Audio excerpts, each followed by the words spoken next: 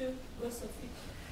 Deputy President, thanks for your time. A protracted elections, are you still happy in terms of what you did in ensuring that people support your party? You know, for us, this election was done and dusted on the 8th of August. The Supreme Court, for reasons best known to them, of course, annulled the presidential election, and all the other 5 elections were upheld. As Democrats, as people who believe in the rule of law, much as we didn't agree with the decision of the Supreme Court, but we are bound by that decision. We went back to the electorate for the repeat presidential election. Unfortunately, our competitors who had gone to court to ask for the repeat presidential election, on realizing that they wouldn't win this election, decided to chicken out and run away from the election. We have a long list of conditions, merely conditions that actually would have made it impossible for this to be, for these repeat elections to be done. And despite their boycott and their expectation that the people of Kenya would not show up, and of course the exaggerated view by Mr. Odinga that by him pulling out of the election will not happen. 7.6 million Kenyans stand up again on the 26th of October and voted. And we have amongst the highest turnouts of elections or repeat elections where people have gone through fatigue, where the opposition has pulled out, and where the opposition actively has orchestrated and sponsored violence in parts of our country. We still managed a 43% turnout. These are figures from the Electoral and Boundaries Commission. Issues that you have highlighted, for example, the issue of violence, the fact that the opposition decided to boycott the elections, and clearly in terms of the build-up, all those calls are likely, and all those incidents were likely to deter voters who would have loved to go to the polls. Are you not worried that this will put the credibility of the outcome at the risk, or people questioning the credibility of the results? In a democracy, the supreme will of the people confers credibility. The supreme will of the people is expressed in a ballot. So 7.6 million Kenyans went to the ballot. They chose to vote. Other Kenyans voted, chose not to vote. They participated by not voting. The Constitution, which is the ultimate law, provides certain thresholds for a person to be confirmed as president. 50% of those who vote must vote for the candidate who becomes president. In this incident, 98% voted for President Uhuru Kenyatta, so that threshold is met. You need to obtain also 25% in 24 of our 47 counties. As we speak today, we have 25% in 44 counties. We have again surpassed that threshold. So the two most important parameters for legitimacy of any election have been met. Number one, the supreme will of the people of Kenya has been expressed in a ballot. And number two, all the constitutional thresholds have been met. So there are debates around the voter turnout. People are saying it was very low.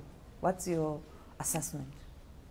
In a presidential election, repeat presidential election, a presidential election where some candidates are boycotted, a presidential election where there's been active violence against people who want to vote, a 43% turnout is way higher than anywhere else in this continent or anywhere else in the world. Whether you're talking about Ghana, it was 25%. You're talking about Liberia, it was 37%. When you're talking about even Burkina Faso, it was about 30%. Even the elections that recently occurred in France, the turnout was 31%. We are talking about 43% in Kenya. So if you are comparing Kenya repeat presidential election with elsewhere in the world, we are way above the average turnout. Currently, we have 2 court cases pending. One arguing that the Electoral Commission must announce the results. The other one saying it must not, and perhaps the Supreme Court must take a decision again to nullify these elections. Have you perhaps looked at these 2 contesting views? Kenya is a country governed by the rule of law, and every institution discharges their responsibilities and mandate independently. The Independent Electoral and Boundaries Commission are almost at the tail end of concluding this election. We expect sometime today or whatever time them to announce and declare the presidential candidate that has won. It is up to other Kenyans to prosecute whatever it is that they want in other fora. Those who will go to court, there are those who will demonstrate, there are those who will do. That's what happens in a democracy.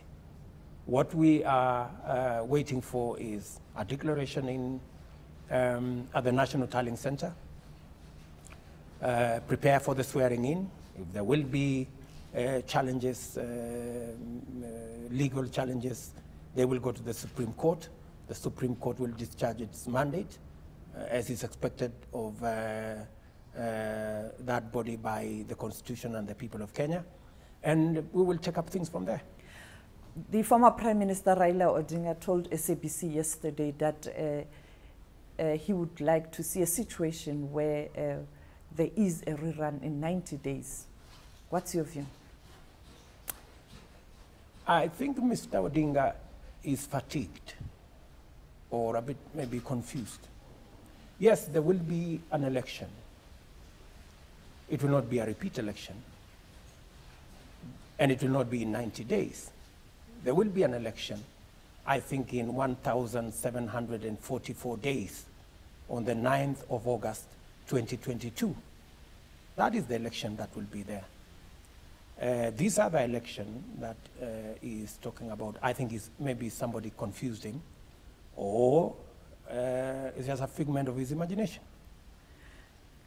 The issue of unity and to rebuild the country, how are you going to ensure that after this election, should the Supreme Court indeed confirm the results or agree that the new administration can start work, how are you going to rebuild the divided Kenya?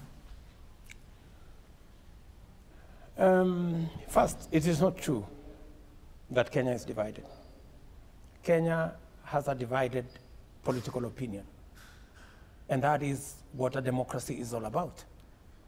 Every country votes this way or that way. In fact, if you look at the US elections, President Trump, who is president today, lost the popular vote. But he's president of the US, right? And the half of more people actually did not vote for President Trump than those who voted for him. But he is president and he is serving the people of America. In Kenya, it is not a choice the president, myself, or any official in government makes to serve every Kenyan equally. It is mandatory. It is a constitutional imperative that government that is elected, it is not elected for those who voted for it. The government of Kenya, once elected, is a government for those who voted for it and those who did not vote for it. That is what the Constitution anticipates. And more importantly, constitutional provisions and mandate safeguards and ensures that in public appointments, in public discourse, every section of Kenya, every interest in Kenya is catered for. And therefore, our constitution ensures that no part of Kenya is left behind, no section of our Kenyan society is excluded. The constitution, by provision of its articles, ensures that Kenya moves together. So after this election, Kenya will come together. The government of Kenya will serve all Kenyans equally. And for your information, we now have a devolved system of government that ensures that resources, power, decision-making, choice of priorities, choice of policies is devolved. Every section of Kenya will, the constitution ensures that they become part of the whole by constitution. So there is no chance for anybody, for any government to marginalize any part of Kenya, any community in Kenya, any section of Kenya, any class of Kenyans.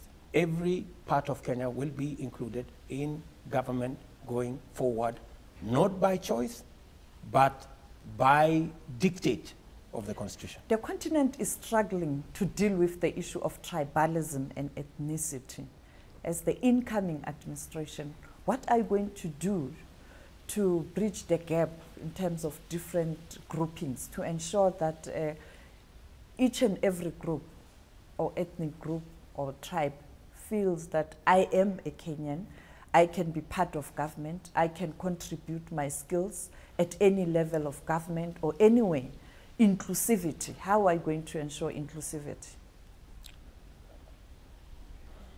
4 years, 4.5 years when we took over government, the country was divided and our politics was based on ethnicity. We had so many political parties, basically ethnic political parties. We chose and we worked on a program to bring Kenyans together. The Jubilee Party that today commands a following in 41 counties out of 47 was formed out of the fusion of 12 political parties, regional parties. We have consistently and actively pushed the politics of Kenya to be less about ethnicity and more about issues. In fact, as a result of what President Uhuru Kenyatta, myself, and others have done, we have even forced the opposition to come together. They ran as a single entity. In fact, there were only 2 political formations in Kenya for the first time. We had Jubilee Party and we had the NASA coalition. All along, political parties have been based on a dozen of political parties, this party representing that community and this one representing that corner. So we are actively, as the people of Kenya, and specifically President Uhuru Kenyatta and those of us in Jubilee, actively working towards uniting this country. Today, the Jubilee Party has elected officials. In the last elections of 8th of August, we have elected officials in 41 of the 47 counties in Kenya. We can today stand on a platform and say we have a national party as opposed to the ethnic parties we inherited 4.5 years ago. Are you going to reach out to those citizens? And we are seriously working towards building bridges across communities, across regions, and bringing people together. We do not want to kill competition. We will engage our brothers and sisters in the opposition within the parameters of the Constitution, ensuring that they make input in matters of governance, they keep government in check, ensuring that as we serve the entirety of the Kenyan people, they too help us in that service by making sure that they keep government on its toes. And so we will continuously be working towards ensuring that there is a national conversation, there is a national discourse that allows everybody to make their input. And finally, Deputy President, people are arguing, some, not all, that perhaps these elections were not about President Uhuru Kenyatta so much, but about Deputy President William Ruto's future in politics. How are so? you likely to run for presidency in 2022? I think it would be unfair to say this election was about 2022. This election is about forming a government that will run Kenya for the next 5 years. This election was not about Uhuru Kenyatta or myself or Raila Odinga. This election is about the people of Kenya assessing and making a choice on the kind of policies, on the kind of government, on who they want to run their government for the next 5 years. Matters of 2022, we will cross that river when we get there. Thank you for your time, Deputy President. Thank you, my friend. Thanks. Thank you very much. Thanks. Okay. This 2022 has become a major issue.